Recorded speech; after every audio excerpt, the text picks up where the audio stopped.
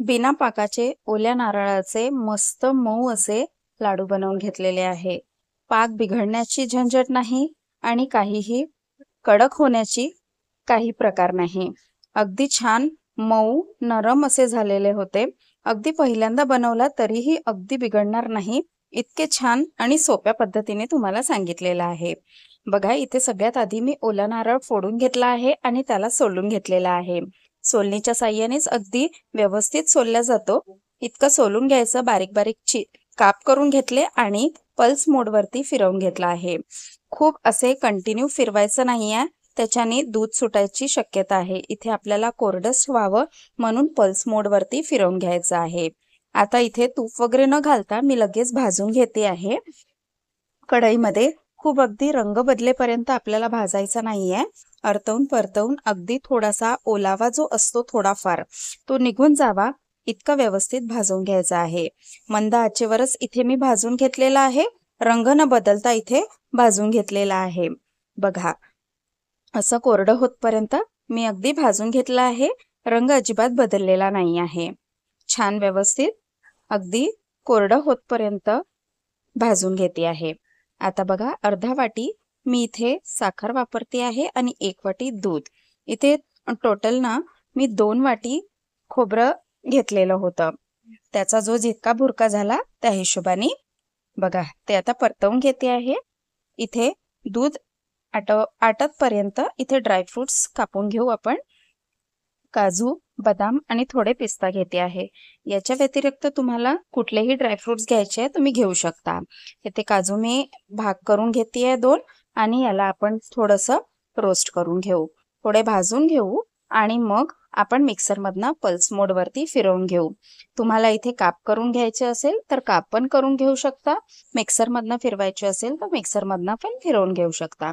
थोडासा रोस्ट करून घेऊ म्हणजे त्याची चव अजून वाढेल आहे। बघा व्यवस्थित रोस्ट झालेले आहे। ते आता थंड होऊ देऊ आणि मग पल्स मोड वरती फिरवून घेऊ। बघा इथे दूध आटल्या गेलेला आहे आणि त्याचा पाक पण साखरेचा आटलेला आहे। बघा असं जमा करून बघा, काही पाणी किंवा पाक दूध काहीच दिसत नाहीये, म्हणजे इथे आपलं पूर्ण आता झालेला आहे। थोडंसं ड्रायफ्रूट सोबत अजून परतवून घ्यायला आणि बघा झालेला आहे। झटपट बनणारी आहे, अगदी लाडू न बिघडता कुणीही अगदी सहजपणे बनवू शकेल आहे। सणासुदीचे दिवस आहे आलेले तर बाहेरून विक्रेती मिठाई न आणता अगदी घरच्या घरी छान बनवू शकाल इतकी सोपी अशी ही रेसिपी आहे। पल्स मोड वरती मी फिरवून घेतलेला आहे। खूप खूप पावडर नाही आहे, पण थोडंसं जाडसर असं मी पावडर करून घेतलेला आहे। बघा सगळं मिक्स करून घेते आहे, एकदा परत परतवून घेते आहे आणि बस इथे गॅस बंद करून थोडंसं सारण थंड होईपर्यंत, हात लावण्या इतकं थंड होतपर्यंत आपल्याला ठेवून द्यायचं आहे। अगदीच जास्त थंड जरी झालं ना तरीही लाडू अगदी वळवता येईल इतकं अगदी व्यवस्थित आहे। बघा छान आता थंड झालाय, एकदा मिक्स करून घेते आहे। याच्यात तुम्हाला जायफळ, वेलची पूड जे घालायचं आहे तुम्ही याच वेळेला घालून घेऊ शकता। आता बघा छान व्यवस्थित लाडू वळून घेते आहे आणि बस इथे आपले लाडू रेडी आहे आणि तुम्ही हे फ्रीज मध्ये स्टोअर करून महिनाभर अगदी व्यवस्थित ठेवू शकता। ओल्या नारळाचे असल्यामुळे खूप बाहेर न ठेवता फ्रीज मध्ये अगदी स्टोअर करून व्यवस्थित तुम्ही वापरून घेऊ शकता। तसे तितका दिवस स्टोअर करायची वेळच येणार नाही, अगदी झटपट संपतील आहे, इतके छान बनतात अगदी।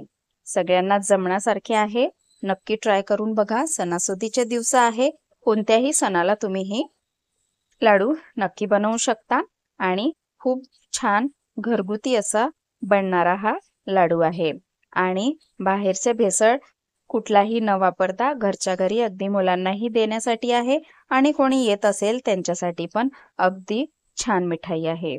नक्की ट्राय करून बघा। अशाच नवीन रेसिपी सोबत पुढच्या व्हिडिओला पुन्हा भेटू। तोपर्यंत घरगुती खा आणि घरगुती ट्राय करत राहा। व्हिडिओ आवडला असेल तर एक लाईक नक्की करा। पुढच्या व्हिडिओला पुन्हा भेटू।